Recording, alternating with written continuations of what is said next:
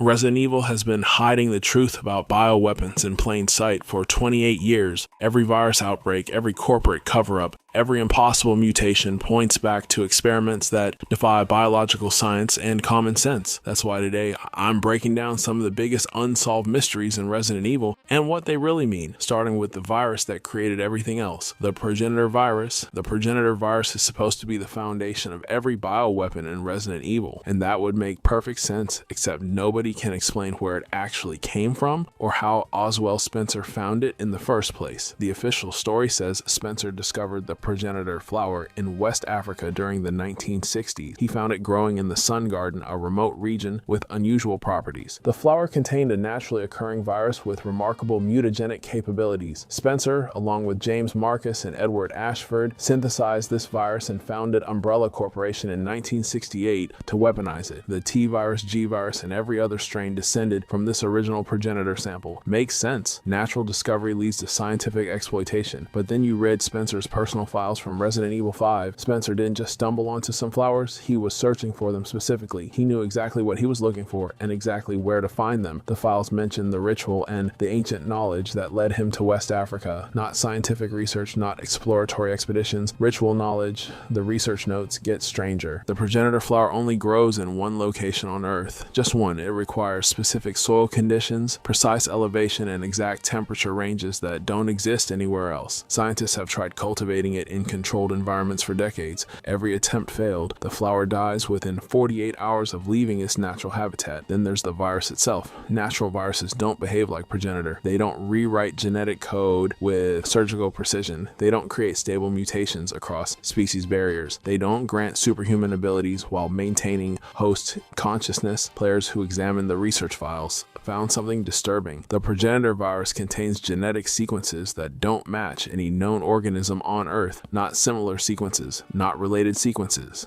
Completely unique DNA that appears nowhere else in nature. Here's what the game files reveal.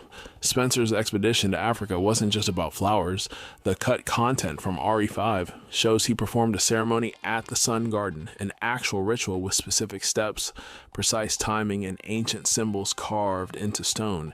The flower didn't just exist there naturally. Something was keeping it alive in that exact location. Dr. Marcus mentions it once in his research diary dated March 1978. Lord Spencer's methods for obtaining the progenitor sample remain unclear. When questioned, he speaks of gifts from those who came before, rather than botanical discovery. When you check Spencer's own writings, he never describes finding the flower. He describes being led to it. This completely changes Umbrella's origin story. Spencer didn't discover a rare plant and weaponize it. He was looking for something specific based on knowledge that predates modern science. The progenitor virus wasn't a natural discovery waiting to be found. It was something deliberately preserved in one location for someone to eventually locate. But if the origin of every RE virus seems impossible, wait until you learn about the woman who survived every single strain Umbrella created, Lisa Trevor. Lisa Trevor survived every virus Umbrella injected into her body for 30 years straight, and after 2 decades of files, research notes, and game documentation, we still can't explain how she stayed alive when every other test subject died in under a week. Umbrella kidnapped Lisa and her mother, Jessica Trevor, in November 1967. They needed human test subjects for progenitor virus experiments. Standard procedure for Umbrella. Most subjects died within 72 hours of infection. The survivors lost all cognitive function and became shambling bioweapons. Lisa got injected with progenitor, type A, type B, the NE alpha parasite, and experimental G virus samples. Each strain alone carried a 100% fatality rate in unvaccinated subjects. She survived every single one. The research files from the Arklay laboratory document her transformation. Between 1967 and 1998, Lisa received 47 separate viral injections. Each injection was designed to kill the previous infection and start fresh. Standard practice for failed experiments. By 1988, researchers noted something unprecedented. Lisa had developed complete immunity to every strain Umbrella possessed. The viruses weren't killing her, they were integrating into her cellular structure. But then you read Dr. Birkin's personal notes from July 1988. Lisa didn't just survive, she adapted. Her body took incompatible multiple viral strains that should have torn her apart at the molecular level and merged them into a stable genetic structure. Birkin describes her as an evolutionary impossibility that somehow became viable. The lab reports document the specifics. The type A virus killed 47 test subjects in under 3 days. Lisa integrated it in 6 hours. The NE-alpha parasite drove every other host violently insane within minutes. Lisa retained enough consciousness to recognize her mother's face 30 years after their last meeting. The G-virus embryo that Birkin implanted rejected every host with catastrophic cellular breakdown. In Lisa, it entered dormancy and remained stable for over a decade. Here's what breaks established virology. The September 1998 research files note that Lisa exhibited zero cellular degradation despite continuous viral presence. That's not unusual. That's biologically impossible. Viruses that destroy host cells to replicate. That's fundamental biology. But Lisa's cells weren't just surviving viral infection.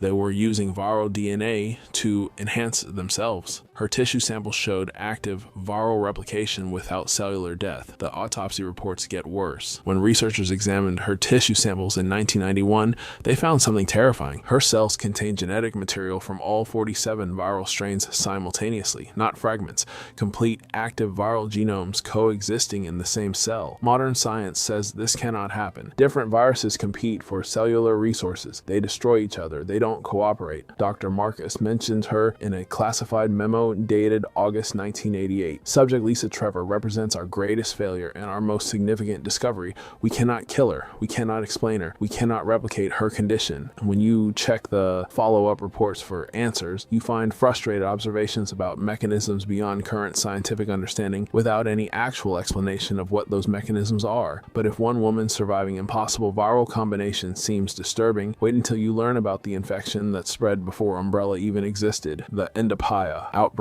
An entire civilization died from viral infection in West Africa centuries before Umbrella Corporation existed, and the archaeological evidence suggests they were trying to cure something that modern science still can't identify. The Endopia tribe lived in West Africa near the Sun Garden, where Spencer eventually found the progenitor flower. Historical records place them there from at least 1200 AD until their sudden disappearance around 1590. They built elaborate temple complexes, developed advanced botanical knowledge, and maintained detailed records of their experiments with the flowers. Then every single member of the tribe vanished within a 10-year period. No bodies, no graves, no explanation. Umbrella's archaeological team discovered the ruins in 1967 during Spencer's expedition. The temples contained murals showing the Endopia consuming the flowers in ceremonial rituals. The tribe called them the gift of the sun and believed they granted immortality. Early consumption records show minimal side effects, enhanced strength, rapid healing, extended lifespans, but then the murals shift. Later images show infected individuals with grotesque mutations, violent behavior, and complete loss of humanity. But then archaeologists found the quarantine chambers. The Endopia built massive underground containment facilities, not tombs, not religious sites, medical isolation wards carved directly into bedrock. The chambers contained restraint systems, ventilation shafts, and disposal chutes for infected tissue. This wasn't primitive superstition. This was advanced infection control. The research files from Spencer's 1967 expedition detail what they found inside those chambers. Skeletal remains showing bone mutations identical to modern T-virus infections. Tissue samples that still contained active viral particles after 400 years. Stone tablets describing symptoms that match Umbrella's clinical documentation of progenitor exposure. The Endopia weren't just dealing with a virus. They were dealing with the exact same virus Spencer would weaponize 3 centuries later. Here's what doesn't make sense. The Endopia had no modern medical knowledge, no microscopes, no understanding of viral transmission, yet their quarantine protocols mirror 20th century CDC guidelines with disturbing accuracy. They isolated infected individuals within 6 hours of symptom onset. They incinerated contaminated materials at specific temperatures. They tracked infection vectors through the population with mathematical precision. And the stone tablets get more specific. One translation from June 1968 describes the consumed who walk and the gift that demands blood. Another tablet details 37-day infection cycle that matches T-virus progression exactly. First stage, fever and aggression. Second stage, loss of cognitive function. Third stage, complete transformation. Fourth stage, active hunting behavior. The Endopia documented this 400 years before Umbrella created created the T virus. Dr. Marcus reviewed the expedition findings in his research diary dated August 1968. The Nindapaya understood what they were dealing with better than we do. They knew the flowers were dangerous. They knew consumption led to transformation, yet they continued the rituals for generations. Why would any civilization deliberately infect itself with a virus it knew was lethal? The diary contains no follow-up entries addressing this question. But if an ancient civilization dying from a progenitor infection seems impossible, wait until you learn about the modern outbreak that mimicked their symptoms exactly. The Arklay Laboratory outbreak. The Arklay Laboratory outbreak in May 1998 killed 47 Umbrella researchers in under 6 weeks. And when you compare the infection patterns to the Nindapaya murals from 400 years earlier, the symptoms match exactly, down to the timeline and mutation stages. Umbrella officially classified the outbreak as an accident caused by containment failure. Dr. James Marcus was conducting T-virus experiments on test subjects. A breach occurred on May 11, 1998. Infected specimens escaped containment. The virus spread through the facility's ventilation system. Standard outbreak protocol. By July 24th, every researcher in the facility was dead or transformed. The STARS Alpha Team investigation documented zombies, hunters, and Cerberus specimens throughout the mansion. Textbook T-virus outbreak. The incident reports describe a 6-week infection cycle. Week 1 showed flu-like symptoms among staff. Week 2 brought aggressive behavior and memory loss. Week 3 resulted in violent outbursts and cognitive decline. Week 4 saw a complete loss of higher brain function. Week 5 produced the shambling undead. Week 6 culminated in active hunting behavior and coordinated attacks. Every infected individual followed this exact progression without deviation. But then researchers cross-referenced this timeline with the Nindapaya stone tablets. The ancient civilization documented a 37-day infection cycle. 6 weeks is 42 days. Close enough to dismiss as coincidence, except the Nindapaya tablets describe specific symptoms at specific intervals that match the Arklay outbreak precisely. Day 8, fever and rage consume the body. Day 15, memories fade like smoke. Day 23, the self is lost. Day 31, the consume arise to walk. Day 37, they hunt as one. The infection vectors match too. The Nindapaya tablets mention breath carries the gift and blood spreads the curse. The Arklay outbreak spread through airborne particles in enclosed spaces and direct fluid contact. That's not unusual for viruses. But the tablets specify that infection requires the consumed to share breath with the living or the mingling of blood, not casual contact, direct exchange. The T-virus transmission in Arklay required the exact same exposure conditions the Nindapaya described 4 centuries earlier. Here's where it gets impossible. The Nindapaya tablets mention the consumed who retain thought. The murals show infected individuals with partial awareness, trapped between human consciousness and viral control. The Arklay incident produced identical cases. Security footage from June 17, 1998 shows researcher David Thompson infected for 11 days, attempting to access quarantine protocols on laboratory computers. He retained enough cognition to remember his security codes, but not enough to understand what he was trying to do. The autopsy reports document something worse. The infected researchers showed bone mutations in their hands and feet identical to skeletal remains found in Nindapaya quarantine chambers. Elongated finger bones, reinforced jaw structure, thickened skull plating. Dr. Wesker mentions it in his personal files dated July 20th, 1998. The mutation patterns suggest genetic memory rather than random viral alteration, as if the virus remembers previous hosts from centuries ago. But if one outbreak replicating ancient symptoms seems disturbing, wait until you learn about the BOW that evolved beyond its programming without any external stimulus. Nemesis was programmed to hunt STRS members with relentless precision, and that mission worked perfectly until September 28, 1998, when the bioweapon started making decisions that contradicted its core directives without any external reprogramming. Umbrella created the Nemesis T-type through any alpha parasite integration with a T103 tyrant host. The parasite granted enhanced intelligence while maintaining complete obedience to programmed objectives. The directive was simple: eliminate all STARS members in Raccoon City. Nemesis tracked Jill Valentine through the city for 3 days. It ignored civilians. It bypassed easier targets. It demonstrated perfect mission focus, standard BOW behavior. The combat logs document 23 separate encounters between Nemesis and Jill between September 28th and October 1st, 1998. Each engagement showed tactical adaptation. Nemesis learned from failed attacks. It anticipated Jill's movements. It sets ambushes based on her behavioral patterns, but it never deviated from core programming. Kill STRS members, ignore everything else. But then something changed on September 30th at 11:47 p.m. Jill was cornered in the Clock Tower Plaza with 0 ammunition and critical injuries. Nemesis had a clear line of sight, no obstacles, no threats. Perfect kill opportunity. Instead, the bioweapon stopped. Security footage shows it standing motionless for 37 seconds while Jill crawled toward cover. Then it turned and left the area without firing a single shot. The incident reports get stranger. Over the next 6 hours, Nemesis encountered Jill 4 more times in situations where she couldn't fight back. Loading dock at 1:23 a.m., storage facility at 3:11 a.m., treatment plant at 4:56 a.m., hospital corridor at 6:02 a.m. Every time Nemesis had an overwhelming tactical advantage, every time it chose not to kill her. The mission logs show no external interference, no equipment malfunction, no programming errors. The bioweapon simply decided not to complete its objective. Here's what breaks BOW design principles. Umbrella's bioweapons cannot disobey core directives. That's fundamental to their programming. The NE alpha parasite controls higher brain functions while leaving combat instincts intact. The host has no free will, no decision-making capability beyond tactical choices that serve the mission. Yet Nemesis made a strategic choice that directly contradicted its programming without any external override command. The mutation stages make it worse.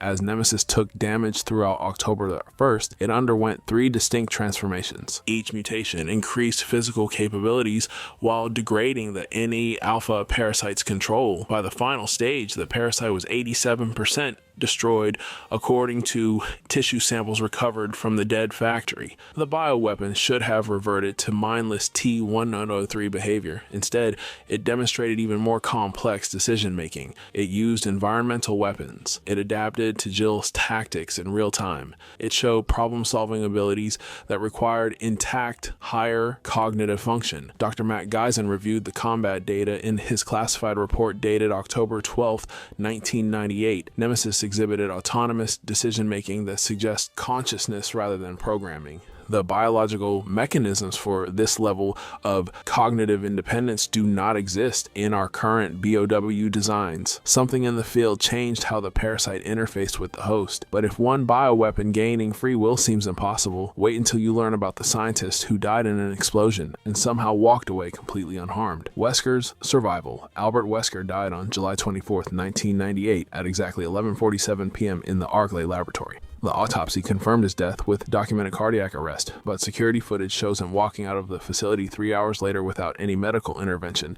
The incident reports are clear. Wesker betrayed the STARS team and released the T-002 Tyrant from containment. The bioweapon impaled him through the chest with its claws. The wound punctured his heart, both lungs, and severed his spinal cord. Chris Redfield and Jill Valentine watched him collapse. They confirmed no pulse, no breathing, no vital signs. Wesker was dead. The team evacuated the facility before the self-destruct sequence activated. Standard tragic betrayal story. The medical examiner's preliminary report, filed on July 26, 1998, documented the body discovered in the ruins. Male, age 38. Cause of death, massive thoracic trauma resulting in cardiac arrest. Time of death, approximately 11:47 p.m. based on liver temperature and rigor mortis. The file includes photographs showing the exact chest wounds consistent with tyrant claws. Everything confirmed Wesker died that night, but then satellite surveillance footage surfaced 3 months later. The footage shows someone matching Wesker's exact physical profile exiting the Spencer Mansion ruins at 2:34 a.m.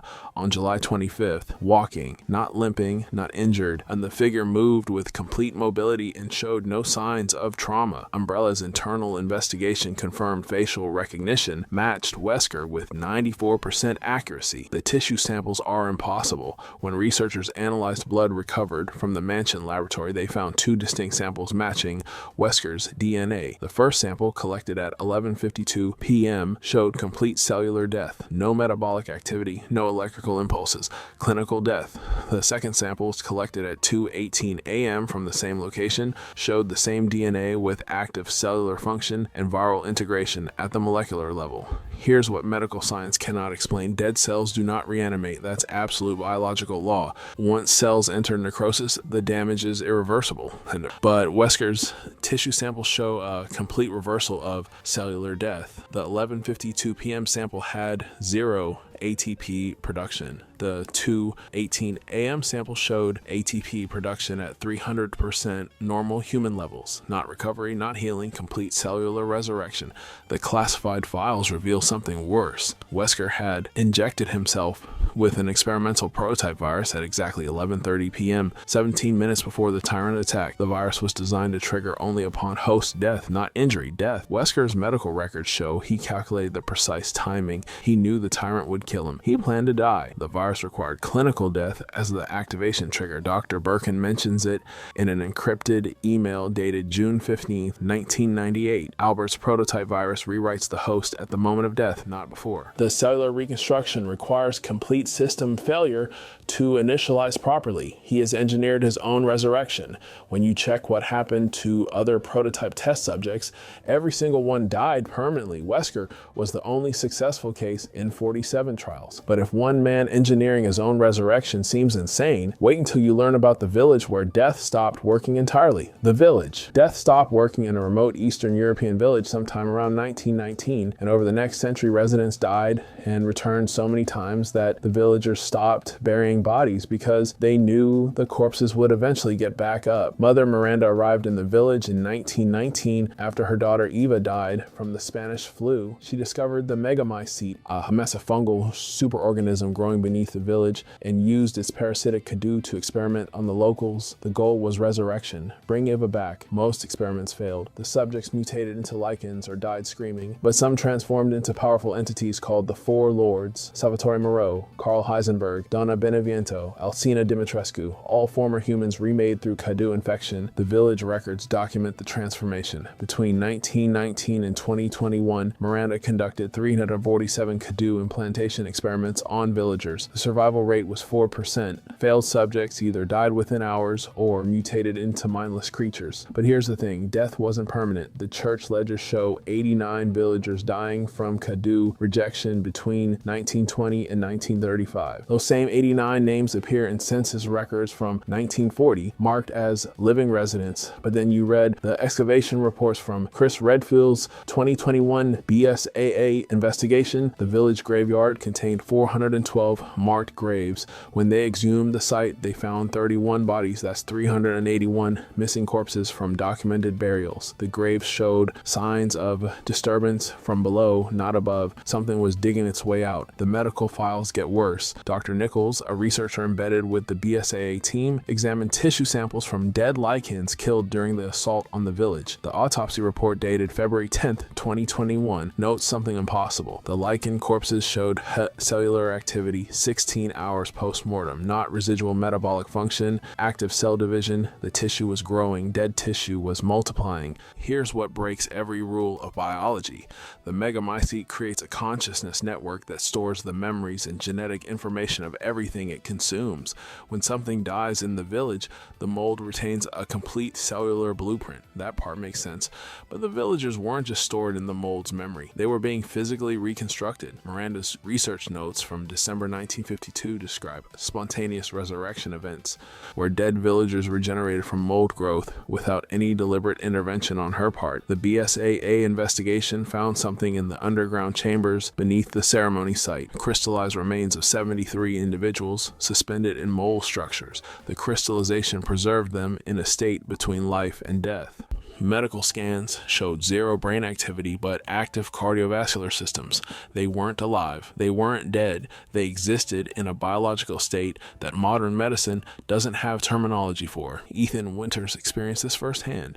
He died in 2017 during the Baker House incident when Jack Baker killed him in the main hall. The mole reconstructed his body from memory. For 3 years, Ethan walked, talked, fought, and lived without realizing he was a mold construct piloting a dead body. His daughter, Rose, inherited the same property. When you examine the biological mechanisms, there is no scientific explanation for how consciousness transfers to fungal tissue while maintaining complete personality and memory. But if an entire village defying death seems impossible, wait until you learn about the person who somehow existed in two places at the exact same time. Ada Wong. Ada Wong died falling from a bridge in Raccoon City on September 29, 1998, and 3 weeks later, she appeared in China working for a rival corporation with zero explanation for how she survived a 200-foot drop onto concrete. The incident reports from Leon Kennedy's mission in Raccoon City are explicit. Ada fell from the bridge outside the Nest laboratory at approximately 3:47 a.m.